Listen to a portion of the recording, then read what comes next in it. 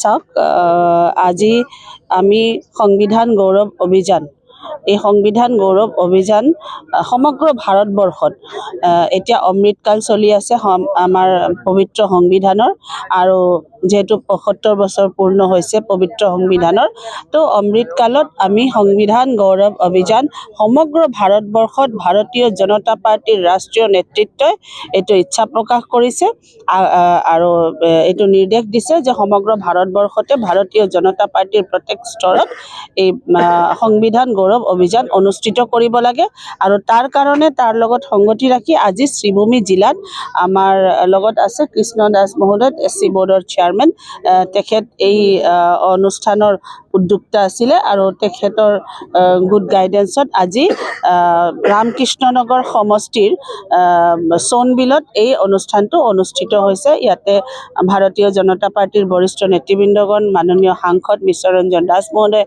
মাননীয় বিধায়ক বিজয় মালাকাৰ মহোদয়কে ধৰি এই জিলাৰ সন্মানীয় সভাপতি সঞ্জীৱ বণিক আৰু বাকীসকল নেতা ইয়াত উপস্থিত আছিলে।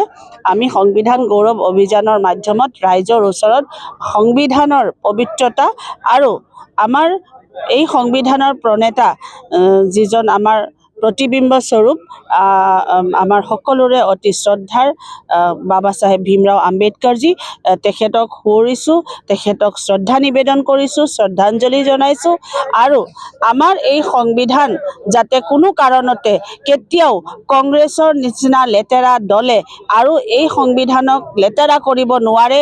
এই সংবিধান যাতে মাননীয় প্ৰধানমন্ত্ৰী নৰেন্দ্ৰ ভাই মোদীজীৰ নেতৃত্বত মাননীয় মুখ্যমন্ত্ৰী ডক্টৰ হিমন্ত বিশ্ব শৰ্মা দেৱৰ নেতৃত্বত যাতে আমাৰ এই সংবিধান সদায় সুৰক্ষিত থাকে আৰু এই সংবিধানক লৈ আমি যিসকল ব্যক্তি সাংবিধানিক কৱচ হিচাপে ধাৰণ কৰিছোঁ এই সংবিধানখন যিহেতু SC ST OBC MOBC কমিউনিটিৰ মানুহৰ কাৰণে এটা কৱচ হিচাপে এই সংবিধানখন গঢ়া হৈছে। প্ৰণয়ন কৰা মহান ব্যক্তি প্ৰণেতা বাবা চাহেব ভীমৰাও আম্বেদকাৰ যিয়ে পিছপৰা মানুহৰ কাৰণে এই সংবিধানত বিশেষ স্থান ৰাখিছে। গতিকে আমাৰ এই মানুহখিনি যাতে সদায় সুৰক্ষিত থাকক তাৰ কাৰণে কংগ্ৰেছেতো সদায় সংবিধানক কেতিয়াও পবিত্ৰ মৰ্যাদা দিয়াই নাই, পূজনীয় পুস্তক হিচাপে ইয়াক দেখাই নাই। কিন্তু ভাৰতীয় জনতা পাৰ্টিৰ মাননীয় প্ৰধানমন্ত্ৰী নৰেন্দ্ৰ ভাই মোদীজীয়ে সংবিধানখনক সদায় পবিত্ৰ এক গ্ৰন্থ হিচাপে স্বীকৃতি দিছে। এই সংবিধানক লৈ পেলাই ভাৰতবৰ্ষৰ প্ৰত্যেক স্তৰৰ নাগৰিক গৌৰৱান্বিত হ'ব লাগিব। প্ৰত্যেক স্তৰৰ নাগৰিকৰ সুৰক্ষা যেহেতু এই সংবিধানতে সন্নিৱিষ্ট হৈ আছে, গতিকে এই সংবিধানখনক সদায় আমি পূজিত কৰি ৰাখিব লাগিব। এই বিষয়কেইটা আমি ৰাইজৰ মাজত আলোচনা কৰিলোঁ। আমি দেখিলোঁ যে আমাৰ ৰাইজো সংবিধানৰ প্ৰতি আৰু সংবিধানৰ প্ৰণেতাৰ কাৰণে ৰাইজৰ যথেষ্ট আগ্ৰহ আছে, ৰাইজৰ বেদনা আছে, দুখ আছে যে কংগ্ৰেছে যিভাৱে আমাৰ প্ৰণেতাজনক প্ৰতাৰিত কৰিলে, বিভিন্ন সময়ত তেখেতক ভাৰত ৰত্ন এৱাৰ্ডৰ পৰাও বঞ্চিত কৰিলে, মৃত্যুৰ পাছত তেখেতক ভাৰত ৰত্ন এৱাৰ্ড ভাৰতীয় জনতা পাৰ্টিৰ হেঁচাত প্ৰদান কৰা হৈছে। আৰু ঠিক তেনেকৈ আমাৰ এই মহান ব্যক্তিজনক বিভিন্ন ক্ষেত্ৰত জৱাহৰলাল নেহৰুৱে প্ৰতাৰণা কৰিছে। SC কমিউনিটিৰ মানুহক আজি আপুনি দেখিছে যে কংগ্ৰেছ গভৰ্ণমেণ্টে ৩৭০ ধাৰা লাগু কৰে 1949ত আৰু বিজেপি গভৰ্ণমেণ্ট 2019ত ৩৭০ ধাৰা কাশ্মীৰৰ পৰা তুলি দিয়ে। আপোনালোকে দেখিছে যে কংগ্ৰেছ গভৰ্ণমেণ্টে SC কমিউনিটিৰ বিশেষ সমাজ বাল্মীকি সমাজৰ মানুহক ভোট দিয়াৰ অধিকাৰ দিয়া নাছিলে।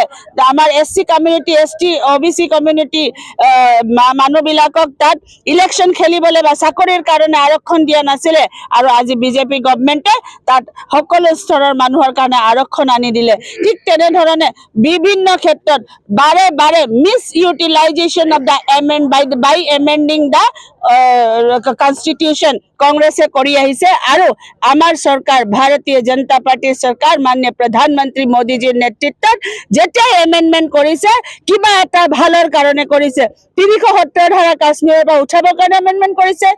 নাৰী শক্তি বন্দন অধিনায়ক বিল মহিলাসকলক সদায় পিছ পেলাই থৈ দিছিলে কংগ্ৰেছে আৰু আজি 33% ৰিজাৰ্ভেশ্যন মহিলাই পাব লাগে কৈ পেলাই নাৰী শক্তি বন্দন অধিনায়ক বিল যদি আনিছে কেৱল ভাৰতীয় জনতা পাৰ্টিৰ চৰকাৰ মাননীয় প্ৰধানমন্ত্ৰী নৰেন্দ্ৰ ভাই মোদীজীয়ে আনিছে।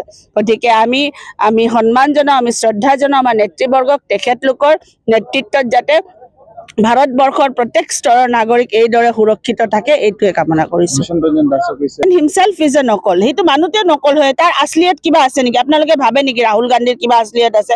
ৰাহুল গান্ধী কোন মাক দেউতাকৰ পিতেক হয়, ক'ত জন্ম ল'লে, ৰাহুল গান্ধীৰ পৰিচয় কি হয়? আপোনালোকে সোধকচোন সোনিয়া গান্ধী কোন হয়?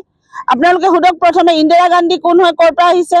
ইন্দিৰা গান্ধীৰ অৰিজিনেল পৰিচয় কি হয়?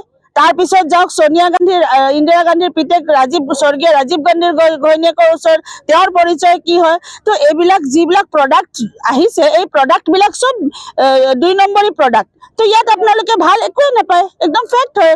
আৰু আমাৰ যিবিলাক প্ৰডাক্ট আহে পিয়ৰ দেশী,